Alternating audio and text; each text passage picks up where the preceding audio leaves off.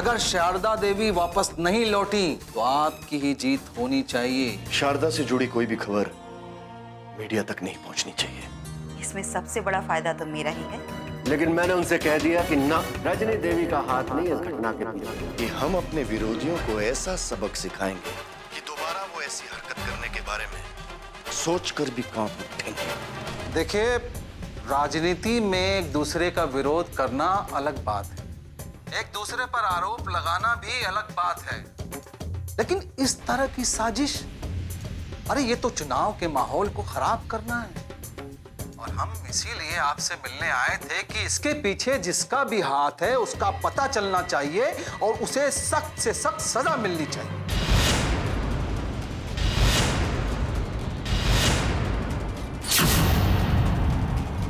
मिलेगी सजा, तो उन्हें जरूर मिलेगी। देखिए, इस घटना ने हमारी छवि को ठेस पहुंचाई।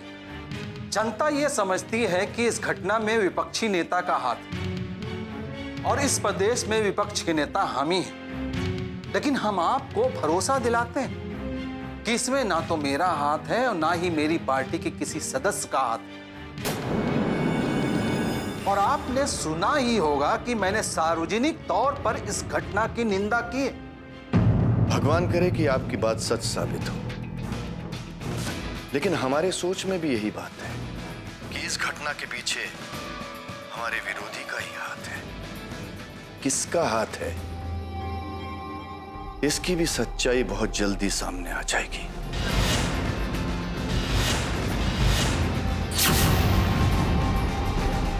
देखिए, आपको किसी भी सहयोग की जरूरत हो तो हमें याद कीजिएगा, मैं जरूर हाजिर रहूंगा। धन्यवाद। धन्यवाद।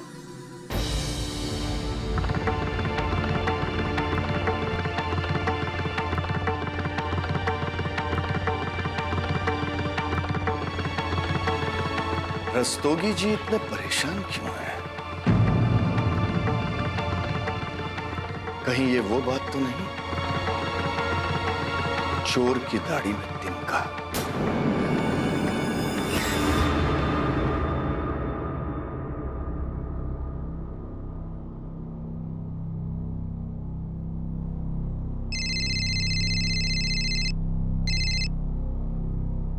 प्रणाम गुरुजी। खुश रहिए आचार्य जी। कहिए गुरुजी, आज हमें कैसे याद किया? जिस पक्ष का इस प्रदेश में शासन हो, उस पक्ष के अध्यक्ष है आप।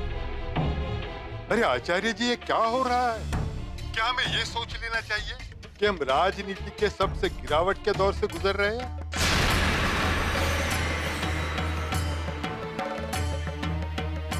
नहीं गुरुजी, ऐसी बात नहीं है। आचार्य जी, घटने वाली घटना है तो इसी ओर इशारा करती है कि आज के लोग राजनीति को इस स्तर तक पहुंचाना चाहते हैं कि लोगों का राजनीति से भरोसा ही उठ जाए। गुरुजी, मैं जानता हूं कि इस हादसे से आपके दिल को बहुत ठेस पहुंची है,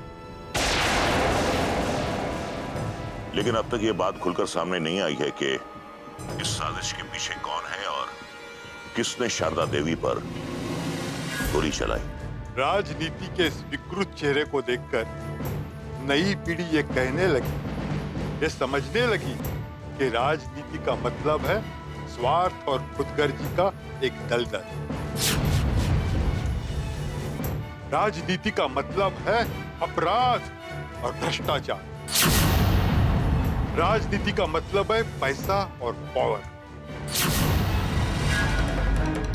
देखिए गुरुजी, मैं मानता हूं कि आज राजनीति की छवि बहुत खराब हो गई है, लेकिन सबसे बड़ा सवाल यह है कि क्या हम आप मिलकर इस छवि को बदल सकते हैं? हम किस किस से कहेंगे, किस किस को हम ये समझाएंगे कि आओ और इस राजनीति को साफ सुथरा रखो?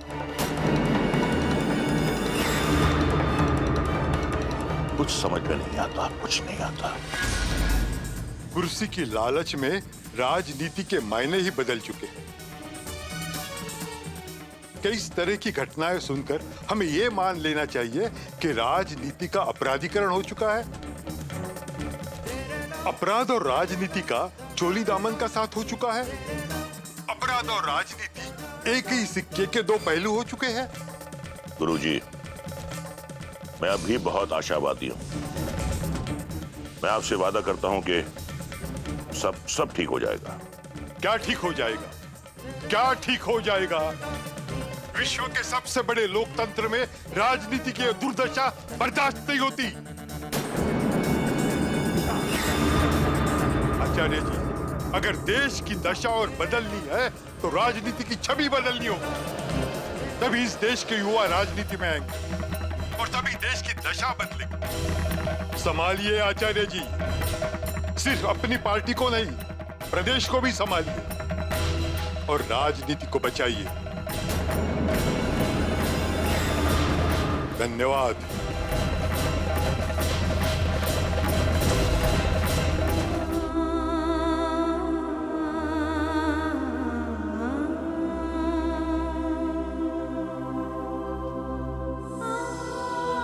देखिए, हमने गोली तो निकाल दी, वो ऑब्जर्वेशन पे है, उनका ट्रीटमेंट चल रहा है, लेकिन जब तक होश नहीं आता तब तक हम कुछ नहीं कर सकते। देखिए, हम अपनी तरफ से पूरी कोशिश कर रहे हैं। उनको होश आ गया तो ये केस हैंडल करना हमारे लिए आसान है।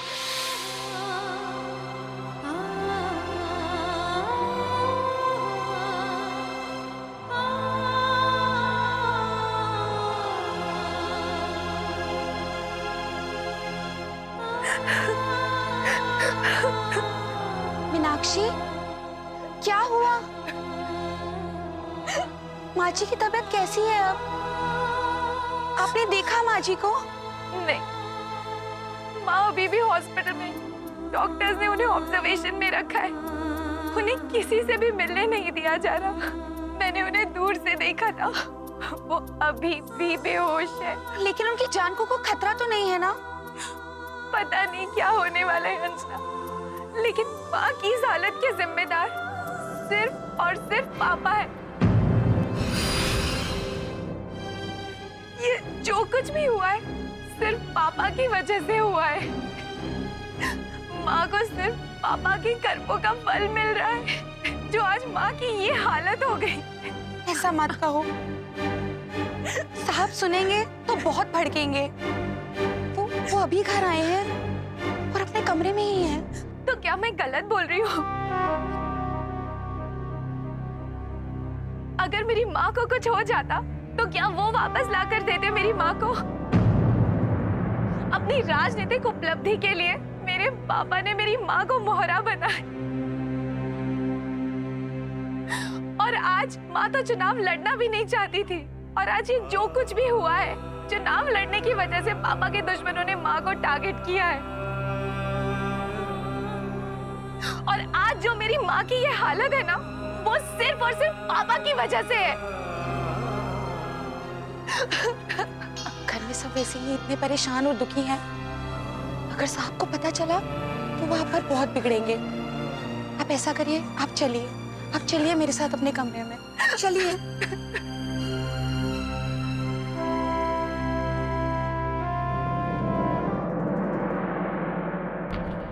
आज की नई घटना के बाद आपने क्या सोचा? हमें तो कुछ ना कुछ नई योजना बनानी ही पड़ेगी।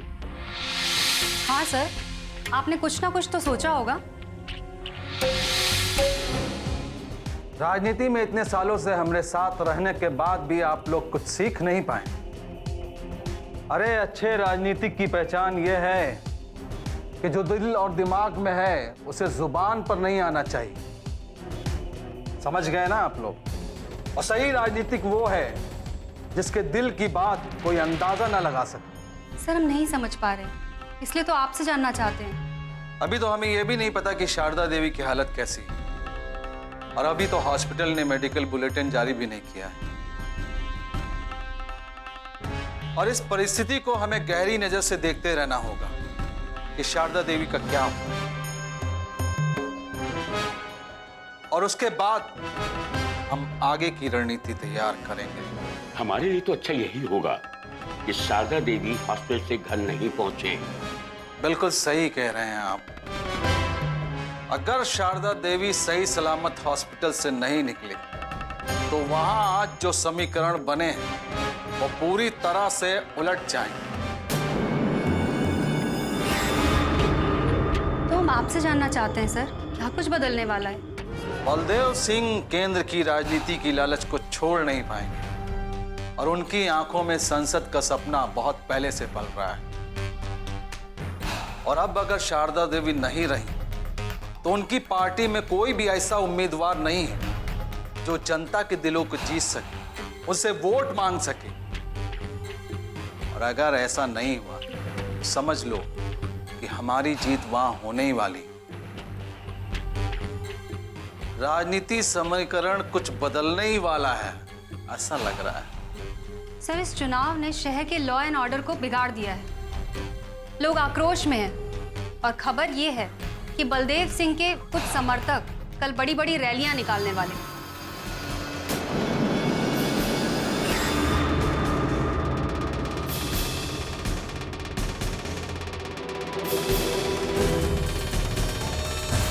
बिल्कुल सही कहा आपने उर्वशी जी। अब देखना यह है कि ये रैली किसके खिलाफ हो।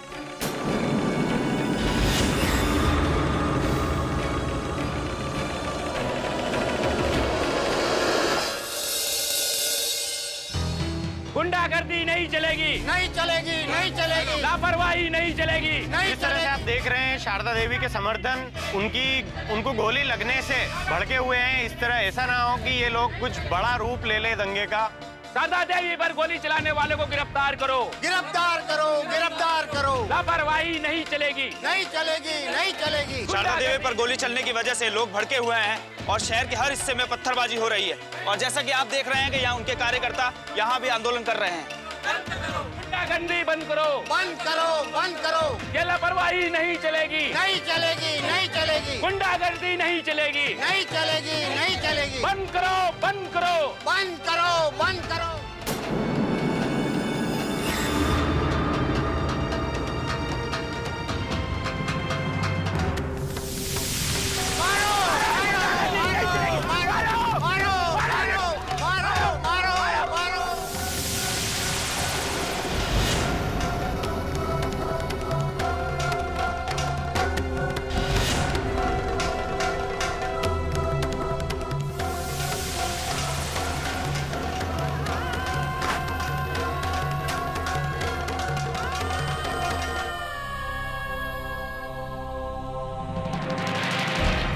वो हमारे पार्टी के समर्थक हैं, कार्यकर्ता हैं हमारी पार्टी के, और उन पर गोली चलाने के लिए आप हमसे परमिशन मांग रहे हैं। जिंदगी एक भंवर है।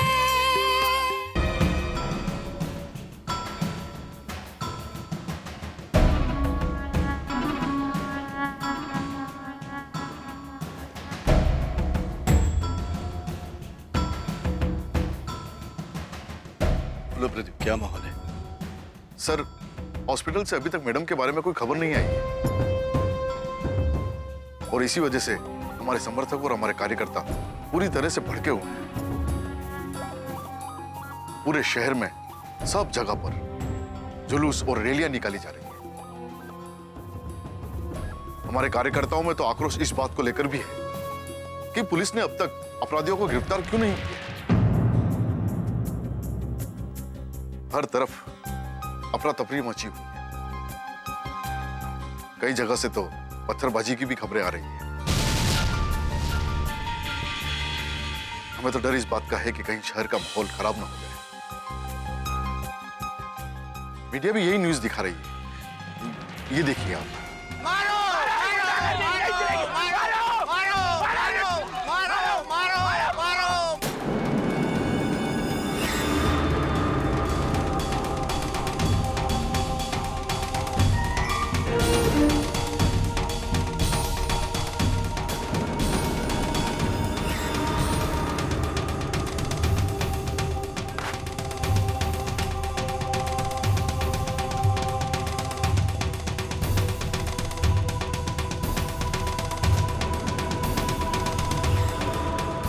सर, आपको अपने समर्थकों को समझाकर रोकना होगा।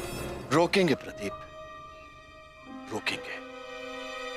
लेकिन पहले उन्हें इस बात का एहसास तो हो जाने दो कि बलदेव सिंह की ताकत क्या है।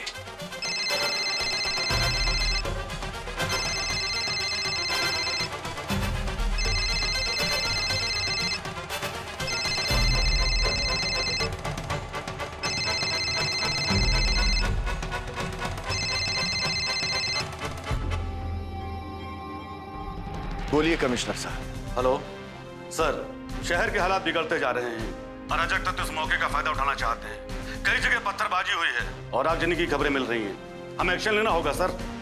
क्या एक्शन लेंगे आप? सर, हो सकता है आंसू गैस से गोले छोड़ने पड़े और अगर भीड़ नहीं मानी तो मे भी पॉसिबल गोली भी चलानी पड़ेगी। क्या बात कर रहे हैं आप कमिश्नर साहब? होश तो ठिकाने हैं ना आपके? आप हमारे समर्थकों पर गोली चलाएंगे, आंसू गैस के गोले छोड़ेंगे उन पर? सर, शहर की कानून व्यवस्था बनाए रखना हमारी जिम्मेदारी है और वो आपके समर्थक नहीं अराजक तत्व हैं और वो शहर का माहौल खराब करना चाहते हैं। आपके कहने से वो अराजक तत्व नहीं हो जाएंगे। वो हमारे पार्टी के समर्थक हैं, कार्यकर्ता हैं हमारी पार्टी के, और उन पर गोली चलाने के लिए आप हमसे परमिशन मांग रहे हैं।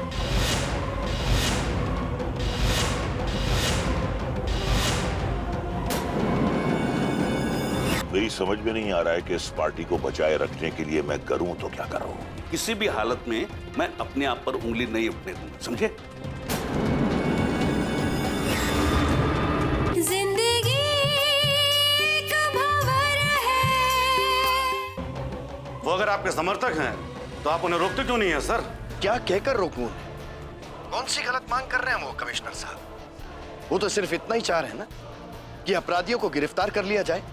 जनता अगर इंसाफ की बात करेगी तो आप उन पर गोलियां चलाएंगे? ये कौन सा कानून है आपका? मैं आपको उन पर कोई भी एक्शन लेने की परमिशन नहीं दे सकता। चाहे जैसे भी हो, आप इस मामले को संभालिए, लेकिन हमारे पार्टी के कार्यकर्ताओं पर कोई भी कार्रवाई नहीं होगी। ओके सर, जय हिंद।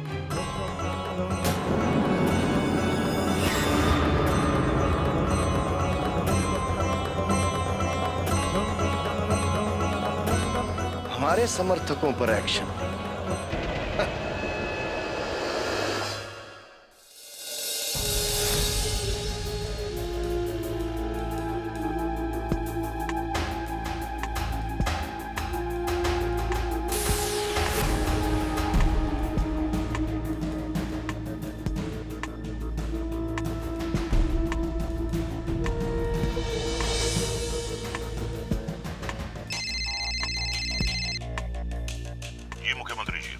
आप ही को फोन करने वाला था। ये शहर का माहौल देख रहे हैं आप? हैं? पार्टी की अंदरूनी गुटबाजी की बात कर रहे थे ना आप? तो अब मैं आपसे ये सवाल करता हूँ, हाँ, तो हमारे शहर में ये पत्थरबाजी और आगजनी जो हो रही है किस बात का नतीजा है? मैं तो खुद आपसे पूछने वाला था कि हमारी पार्टी के समर्थक ये क्या कर रहे हैं। ये तो वही बात है कि जिस डाली पर बैठे हैं उसी डाली को काट रहे हैं। नहीं, ये हमारे पार्टी के समर्थक नहीं है, ये तो बलदेव के चेले चपाटे हैं जो उनके कहने पर ये सब कर रहे हैं। कल को अगर कुछ हुआ ना तो केंद्र सरकार और जनता मुझी से जवाब मांगेगी ना, और मेरे लिए इससे बड़ी बदनामी की बात और क्या होगी? आचार्य जी, आपको ऐसा नहीं लगता कि ये अपनी पार्टी के खिलाफ ऐसी घिनौनी हरकत कर रहे हैं बलदेव जी? इतना ही नहीं बल्कि अपने आप को पार्टी से ज्यादा ताकतवर दिखाने की कोशिश है ये। मैं इस बारे में बलदेव सिंह से बात करता हूँ। आचार्य जी, वो कोई दूध पीते बच्चे नहीं हैं जो आप उनकी उंगली पकड़कर उन्हें चलना सिखाएं, समझे ना? वो राजनीति के बहुत पहुंचे हुए खिलाड़ी है। एक तीर में दो शिकार कर रहे हैं। एक तरफ अपनी ताकत की नुमाइश और दूसरी तरफ हमारी शासन पर सवाल। अगर आप उनसे पूछेंगे ना तो वो यही कहेंगे कि पुलिस अभी तक अपराधियों तक पहुंची नहीं है। हाँ, इसका असर केवल मुझ पे ही नहीं, हमारे पार्टी पर भी होगा। मेरी समझ में नहीं आ रहा है कि इस पार्टी को बचाए रखने के लिए मैं करूं तो क्या करूं। नहीं, कुछ करने की जरूरत नहीं आचार्य जी। हाँ, लेकिन एक बात मैं आपको साफ साफ बता देता हूँ, किसी भी हालत में मैं अपने आप पर उंगली नहीं उठने दूंगा, समझे?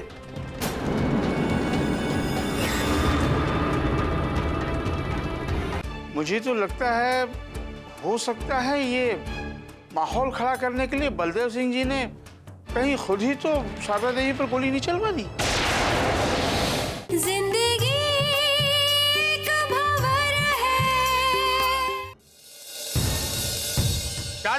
देवी, शारदा देवी, शारदा देवी, शारदा देवी, शारदा देवी, शारदा देवी, शारदा देवी, शारदा देवी।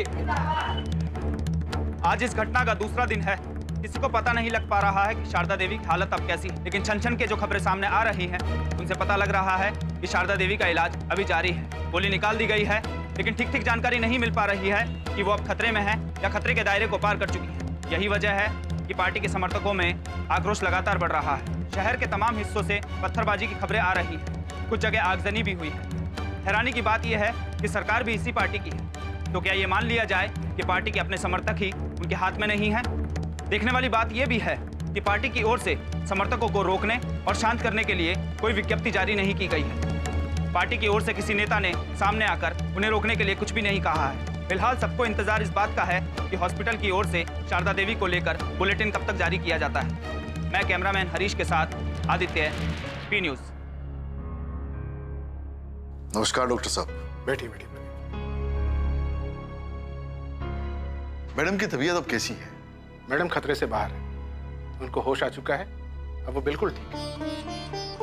धन्यवाद डॉक्टर, जो आपने शारदा देवी जी को बचा लिया और उन्हें बचाकर आपने शहर के माहौल को खराब होने से बचाया। देखिए प्रतीक जी, आपकी ओर से हमें जो हिदायत दी थी हमने उसका पूरा पालन किया और हमने कोई न्यूज बाहर नहीं जाने दी। हॉस्पिटल के फोन लगातार बज रहे हैं, प्रेस वाले, मीडिया वाले, सबको मेडिकल बुलेटिन का इंतजार है।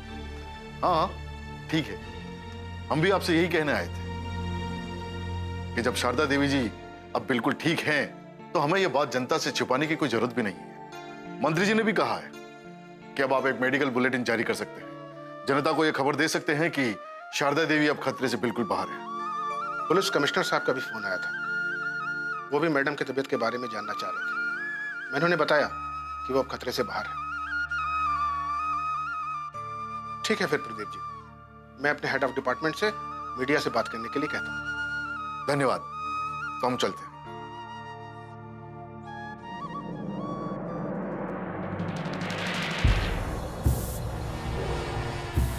अरे मैडम, आपको आने में आज इतनी देर कैसे हो गई? बलदेव सिंह के समर्थकों ने जगह जगह रास्ता जाम कर रखा है, कहां-कहां से घूम कर आ रही है। समझ नहीं आता बलदेव सिंह के समर्थक आखिर ऐसा क्यों कर रहे हैं? इस तरह हिंसा का सहारा लेकर शारदा देवी की तबीयत में कोई सुधार तो हो नहीं सकता। शहर में जिस तरह से इस बात को लेकर हंगामा खड़ा हुआ है, जगह जगह रैली, जुलूस और आगजनी तक होने लगी है। इसे देखकर यह मालूम चलता है कि बलदेव सिंह ने जानबूझकर यह माहौल खड़ा किया है, क्योंकि वो मौके का फायदा उठाना अच्छी तरह से जानता है। खुद को कैसे हाईलाइट करना है ये उसे अच्छी तरह से मालूम है। मुझे तो लगता है हो सकता है ये माहौल खड़ा करने के लिए बलदेव सिंह जी ने कहीं खुद ही तो शारदा देवी पर गोली नहीं चलवा दी।